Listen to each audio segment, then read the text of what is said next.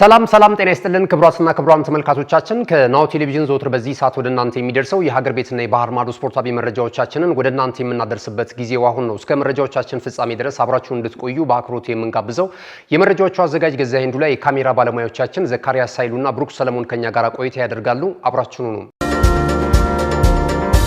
ወደ ቀዳሚው የሀገር ቤት ስፖርታዊ መረጃችን ስናልፍ የኢትዮጵያ ሴቶች ፕሪሚየር ሊግ የ11ኛ ሳምንት መርሃ ግብር ጨዋታዎች እንደዚሁ በዛሬው ዕለት በመዲናችን አዲስ አበባ አበበ ቢቂላ ስቴዲየም ላይ ቀጥለው እንደዚሁ ተከናውነዋል። ዛሬ በተደረገ ጨዋታ በሊጉ በተከታታይ ሊጉን የፕሪሚየር ሊጉን የዋንጫ ክብር በማሳካት የሚታወቀው ኢትዮጵያ ንግድ ባንክ ከድሬዳዋ ከተማ ጋር ያደረጉት ጨዋታ በኢትዮጵያ ንግድ ባንክ 1-0 በሆነ ውጤት አሸናፊነት ተጠናቋል። በዚህ እንቅስቃሴ ላይ 43ኛው ደቂቃ ላይ ኢትዮጵያ ንግድ ባንክን አሸናፊ ያደረገች ግብ ረድኤት አስረሳኝ እንደዚሁ ከመረብ ማሳረፍ ችላለች። 60ኛ ተከታታይ ድሉ ሆኗል ለኢትዮጵያ ንግድ ባንክ ማለት ነው። በሴቶች እግር ኳስ ታሪክ እንግዲህ ይሄ በአፍሪካ ደረጃም ከፍተኛው ሆኖ ነው እየተመዘገበ የሚገኘው ማለት ነው። በሀገር ውስጥ ውድድር ከዚህ በፊት በእርግጥ በካፍ ቻምፒየንስ ሊግ የውድድር መድረክ ላይ እንደዚሁ የዙር ጨዋታዎችን ማሸነፍ አቅቷቸው ከምድባቸው መሰናበታቸውን እናስታውሳለን። እነዚህ ጨዋታዎች ከግምት ሳይገቡ ግን የኢትዮጵያ ሴቶች ንግድ ባንክ እግር ኳስ ክለብ እንደዚሁ ድሉን ማሳካት የቻለበትን ውጤት ማስመዝገብ ችሏል። በአሰልጣኝ ብርሃኑ ግዛው እየተመራ የሚገኘው የኢትዮጵያ ንግድ ባንክ ሴቶች እግር ኳስ ክለብ 1-0 በሆነ ውጤት በማሸነፍ ነጥቡን ወደ 25 ከፍ ማድረግ ችሏል ማለት ነው።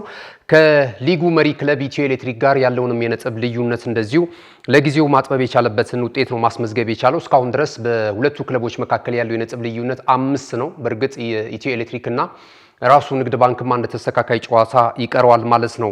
ይህ ተመዝግቧል።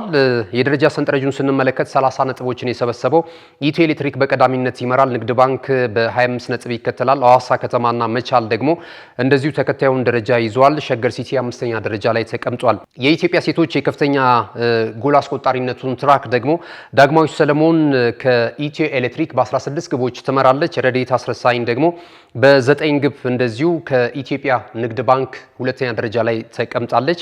የኢትዮጵያ ሴቶች ፕሪሚየር ሊግ የ11ኛ ሳምንት ቀሪ ጨዋታዎች በነገው ዕለትም ቀጥለው የሚከናወኑ ነው የሚሆነው። ወደ ሌላኛው የሀገር ቤት ስፖርታዊ መረጃችን ስናልፍ የ2018 የኢትዮጵያ ዋንጫ የሶስተኛ ዙር ጨዋታዎች ከቅዳሜ ጀምሮ እንደሚከናወኑ እንግዲህ የኢትዮጵያ እግር ኳስ ፌዴሬሽን ያደረሰን መረጃ ያመለክታል።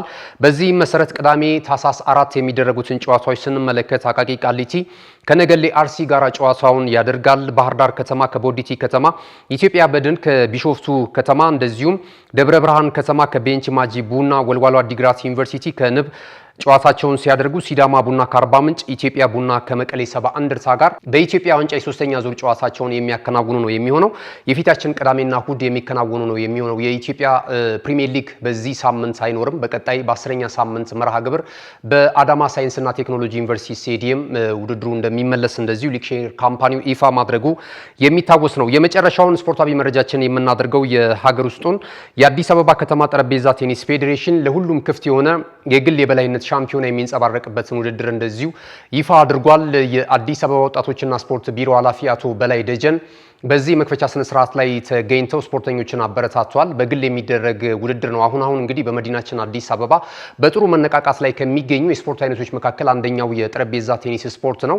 በ4 ኪሎ ስፖርት ትምህርትና ስልጠና ማዕከል ውድድሩ እንደዚሁ በይፋ ተጀምሯል። በሁለቱም ጾታ 150 ስፖርተኞች እየተካፈሉበት እንደሚገኝ የአዲስ አበባ ወጣቶችና ስፖርት ቢሮ ያደረሰን መረጃ ያመለክታል ማለት ነው። ክቡራትና ክቡራን ተመልካቾቻችን የሀገር ቤት ስፖርታዊ መረጃዎቻችን ይህንን ይመስላሉ። ስንመለስ በቀጥታ ወደ ባህር ማዶ ስፖርታዊ ጉዳዮቻችን ነው የምናቀናው። አሁንም ናሁ ቴሌቪዥን ምርጫችሁ አድርጋችሁ ነው ስፖርትን እየተከታተላችሁ ስላላችሁ እጅግ በጣም እናመሰግናለን። አብራችሁን መልእክቶችን ተከታትለን ዳግም እንገናኛለን። ካሽጎ በየትኛውም ዓለም ሆነው በማንኛውም ሰዓት ለወገኑ የሚደርሱበት ፈጣን የገንዘብ መላኪያ ተከፈተሎ። ማስተርና ቪዛ ካርዶን በመጠቀም ከ5 እስከ 20 ዶላር የሚልኩበት አዲስ የገንዘብ መላኪያ መንገድ። ካሽጎን ለየት የሚያደርገው የትኛውም የገንዘብ ዝውውር በፍጥነት አገልግሎት ከመስጠቱም ባሻገር ለማንኛውም አገልግሎት ምንም አይነት ክፍያ አለመጠየቁ ነው። በሀገራችን ታሪክ ገንዘብን ከውጪ ወደ ሀገር ቤት በማስተላለፍ በመተግበሪያ መልክ አገልግሎት መስጠት የጀመረው የመጀመሪያው ሀገር በቀል የገንዘብ መላኪያ ዘዴ ካሽጎ ከ4500 በላይ ባሉ የባንክ ቅርንጫፎች አገልግሎት እየሰጠ ይገኛል። ገንዘቦን በሰኮንዶች ልዩነት ውስጥ ይፈልጉ በአካውንቶ ወይንም በእጆ ቆጥረው የሚወስዱበት ልዩ ዘዴ። በቅርቡ ሁሉንም ኢትዮጵያዊ ባለቤት ለማድረግ ጉዞ የጀመረው ካሽጎ ዛሬውኑ መተግበሪያውን በስልኮ ላይ በመጫን የአገልግሎቱ ተጠቃሚ ሆኑ። ፍጥነት መለያችን፣ ኢትዮጵያን መክፈቻችን፣ ካሽጎ ነው መላኪያችን። ካሽጎ የአዲሱ ትውልድ ብራንድ። እነሆ የምስራች! የ10 አየር መንገድ የበረራ ትኬት ለውድ ደንበኞቹ በተቀላጠፈና አስተማማኝ በሆነ መንገድ እያቀረበ ያለው። በዚህም በደንበኞቹ የተመሰገነው ጉዞጎ አሁን ደግሞ ተደራሽነቱን በማስፋት ተጨማሪ ባንኮችን በማካተት ለውድ ደንበኞቹ የበለጠ አስተማማኝ ለመሆን ችሏል። የጉዞጎን አፕሊኬሽን ከአፕ ስቶር ወይም ከፕላይ ስቶር በማውረድ የመነሻና የመድረሻ ከተማዎትን መርጠው ዋጋ አወዳድረው የሀገር ውስጥም ሆነ ዓለም አቀፍ በረራ ማድረግ ካሰቡ የበረራ ትኬቶን ክፍያ በአቅራቢያው በሚገኙ ባንኮች አንድም በአካል በመሄድ ወይም በኦንላይን የክፍያ አማራጮች ክፍያዎትን በመፈጸም የበረራ ትኬቶን በእጅ ያስገቡ። ከዚህም በተጨማሪ እንደ ሁሉ ጊዜው ወደ ጉዞጎ የጥሪ ማዕከላችን 7473 በመደወል ከሙሉ የበረራ መረጃ ጋር የ24 ሰዓት የትኬት አገልግሎት ማግኘት እንደሚችሉ ስናበስሮ በታላቅ ደስታ ነው። ለበረራዎ ጉዞጎ።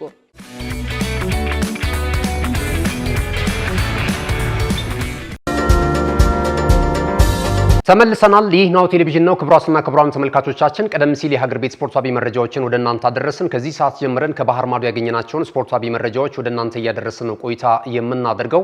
የአውሮፓ ቻምፒየንስ ሊግ የውድድር መድረክ የስድስተኛ ዙር ጨዋታዎች ዛሬ ምሽት በአውሮፓ የተለያዩ ከተማ ስቴዲየሞች እንደዚሁ ቀጥለው የሚከናወኑ ይሆናል። በምሽቱ ከሚደረጉ ተጠባቂ ጨዋታዎች መካከል አንደኛው የሆነው የጣሊያኑ ክለብ እንደዚሁ የሴሪያው ተሳታፊ ኢንተር ሚላን የእንግሊዙን ክለብ ሊቨርፑልን የሚገጥምበት እንቅስቃሴ ትልቅ ግምትን አግኝቷል። በብዙ ሰጣ ገባ የታጀበው ይህ ጨዋታ በተለይ ለአሰልጣኝ አርነ ስሎት ብዙ ትርጉም እንዳለው ከወዲሁ በርካታ የመገናኛ ብዙሃን በመዘገብ ላይ ነው የሚገኙት። የዛሬውን ጨዋታ በማሸነፍም አሁን ከሚገኙበት 13ኛ ደረጃ ነጥባቸውን ለማስተካከል እንደዚሁ ጥረት ያደርጋሉ ተብሎ ይጠበቃል። በተለይ ከፊት መስመር ተጫዋቹ እንደዚሁ መሐመድ ሳላ ጋር ያላቸው ሰጣ ገባ ጨዋታውን ከወዲሁ እንዲጠበቅ አድርጎታል። ከዚህ ጨዋታ ውጪ ማድረጋቸው የሚታወስ ነው እኛ አሰልጣኝ ተጫዋቹን ማለት ነውና ወደ ጣሊያንም እንዳልተጓዘ ተነግሯል። ዛሬ ከኢንተር ሚላን ጋር የሚያደርጉት ጨዋታ እጅግ በጣም ትልቅ ትኩረትን የሳበ እንቅስቃሴና ፍክክር ሊያስመለክት እንደሚችል እየተገመተ ነው የሚገኘው። ከዛ ባለፈ የሚደረጉ ጨዋታዎች አሉ። ለምሳሌ የጀርመኑ ክለብ ባየር ሙኒክ እንደዚሁ በሜዳው አሊያንዝ አሬና ስቴዲየም የፖርቹጋሉን ክለብ ስፖርቲንግ ሊዝበንን የሚያስተናግድበትም ጨዋታ እንደዚሁ ይጠበቃል። እንግዲህ ባለፈው የአምስተኛ ዙር ጨዋታ ላይ ወደዚህ ወደ እንግሊዝ መጥቶ በኤሚሬትስ ስቴዲየም አርሰናልን በገጠመበት እንቅስቃሴ እንደዚሁ 3-1 በሆነ ውጤት መሸነፉ የሚታወስ ነውና አሁን ወደ አሸናፊነት ለመምጣት በእርግጥ 12 ነጥቦች አሉት። ከ1 እስከ 8 በሚደረገው ፍክክር ውስጥም ይዞ ለማጠናቀቅ የአሰልጣኝ ቪሴንት ኮምፓኒው ቡድን እንደዚሁ ትልቅ እድል ያለው ቡድን ነውና ዛሬ በሜዳው የሚያደርገው ጨዋታ ወደ አሸናፊነት የሚመለስበት ሊሆን እንደሚችል እንደዚሁ ተነግሯል ማለት ነው። ሌሎችም ጨዋታዎች በምሽቱ የሚከናወኑ ይሆናል።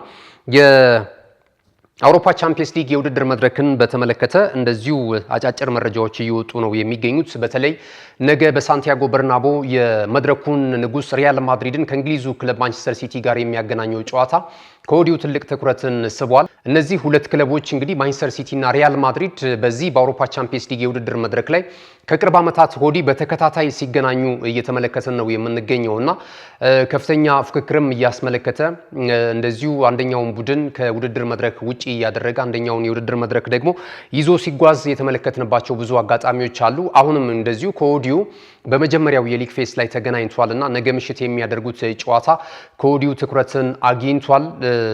የአሰልጣኝ ፔፕ ጋርዲዮላው ቡድን በጥሩ መነቃቃት ላይ ይገኛል። በሊጉ እንግዲህ አርሰናልን እየተከተለ ይገኛል። አስቀድሞ ሰፊ የነጥብ ልዩነት እንደነበረው ይታወቃል። አሁን ደግሞ በሳምንቱ መጨረሻ ቀናት አርሰናል ሽንፈት ማስተናገዱን ተከትሎ ማንቸስተር ሲቲ እንግዲህ ያለውን የነጥብ ልዩነት ደግሞ በማጥበብ ወደ ሻምፒዮናነቱ ፉክክር የተመለሰበትን አጋጣሚ መመልከት እንችላለን። አሰልጣኝ ፔፕ ጋርዲዮላ ይህንን ጨዋታ ለማሸነፍ የሚያስችላቸው ቁመና ላይ እንዳሉ እንደዚሁ ለመገናኛ ብዙሃን እየገለጹ ነው የሚገኙት። ከዛ ባለፈ ደግሞ የስፔኑ ክለብ ሪያል ማድሪድ ማድሪድ አሰልጣኝ ዣቢ አሎንሶ ደግሞ እንደዚሁ ቀውስ ውስጥ ነው የሚገኙት እንደ አርነ ስሎት ሁሉ ማለት ነውና ከጨዋታው አስቀድመው እንግዲህ የፕሪማቼ ወይም የፕሬስ ኮንፈረንስ ከመገናኛ ብዙሃን ጋር ሐሳብ የሚለዋወጡበት መድረክ አለና በዛ ላይ የሰጡት አስተያየት ብዙዎችን እያነጋገረ ይገኛል። በጣም እንግዲህ የበሰሉ ጥያቄዎችንም ሲጠየቁ እንደነበረ ተመልክተናል። ለምሳሌ ከቪኒ ጁኒየር ጋር የገቡበት ሰጣ ገባ መቋጫው ምን ሊሆን ይችላል? አሁን ለሚገኝበት የቡድኑ ቀውስስ አስተዋጽኦ ይኖረዋል የሚል ጥያቄ እንደዚሁ ቀርቦላቸው ነበረ።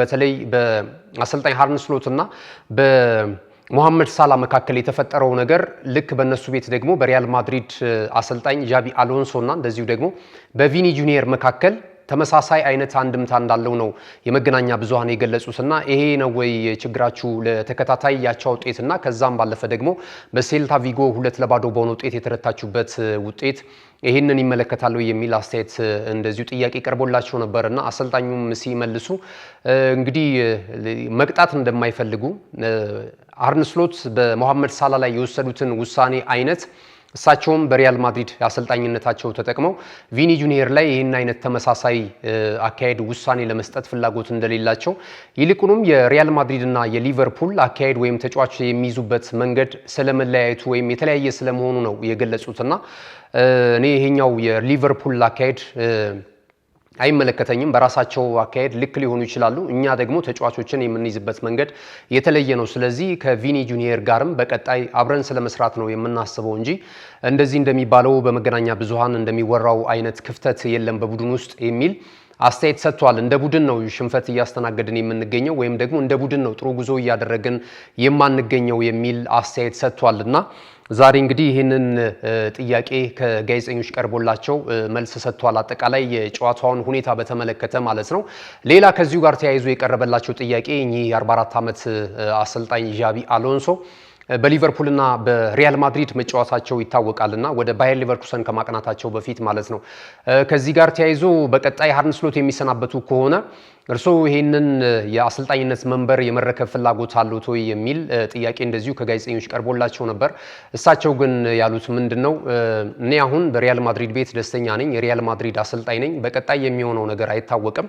ነገር ግን አሁን ስለ ሊቨርፑል ሳይሆን ስለ ሪያል ማድሪድ ውጤት መሻሻል ነው መጨነቅ የምፈልገው የሚል አስተያየት ሰጥቷልና እንግዲህ ብዙ አሰልጣኞችን እያማተሩ እንዳለ ይታወቃል። ያው ለአሰልጣኝ አርነ ስሎት አሁን ባሉበት ሁኔታ እንዲመለሱ ቡድኑን እንዲያሻሽሉ እድል እየሰጧቸውም ቢሆን ግን የሊቨርፑል ሰዎች ደግሞ ወይም ውስጣዊ መረጃዎች እየጠቆሙ እንዳሉት ከሆነ ግን የሊቨርፑል የቦርድ አመራሮች ደግሞ በተጓዳኝ ሌሎች አሰልጣኞችን እያማተሩ ከጎን እንዳሉ ደግሞ እየተገለጸ ነው የሚገኘውና እነዚህ ነገሮች እንግዲህ ወደፊት ማብቂያቸው በጣም ይናፈቃል። እንግዲህ በእግር ኳስ አንዳንድ ጊዜ ሜዳ ላይ ከሚታየው ነገር ውጪ በአሰልጣኞችና በክለብ ውጤት ማጣት ተከትሎ እንደዚሁም በተጫዋችና በአሰልጣኝ መካከል የሚኖሩ ግጭቶች እጅግ በጣም የመገናኛ ብዙሃንን ቀልብ ከሚስቡ ትኩረቶች መካከል አንደኛው ነውና ይሄ በእንግሊዝ እየተመለከትነው እንገኛለን። በተለይ በሊቨርፑል ቤት ማለት ነውና ይሄ ነገር ከወዲሁ መሆኑ ራሳቸውን ለማስተካከል እድል ይሰጣቸዋል።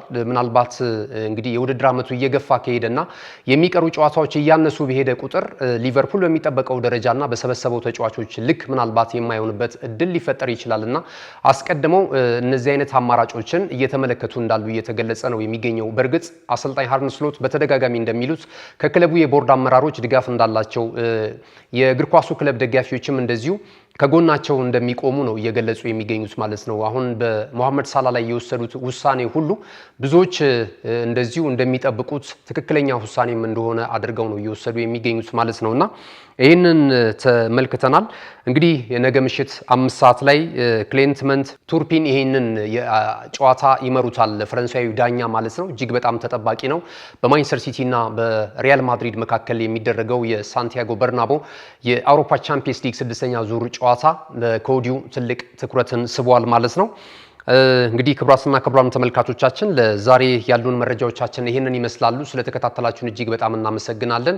በሌሎች የመረጃ ሰዓታችን የምንገናኝ ይሆናል። መረጃዎቹን አሰናድቶ ለእናንተ በማድረስ ገዛይ እንዱላ እንደዚሁም የካሜራ ባለሙያዎቻችን ዘካሪያስ ሳይሉና ብሩክ ሰለሞን ከኛ ጋር ቆይታ አድርገዋል። ተወዳጅ የናሁ ቴሌቪዥን በቀጣይም ወደ እናንተ መድረሳቸውን የሚቀጥሉ ይሆናል። አብራችሁን ስለነበራችሁ እጅግ በጣም እናመሰግናለን። መልካም ጊዜ ይሁንላችሁ።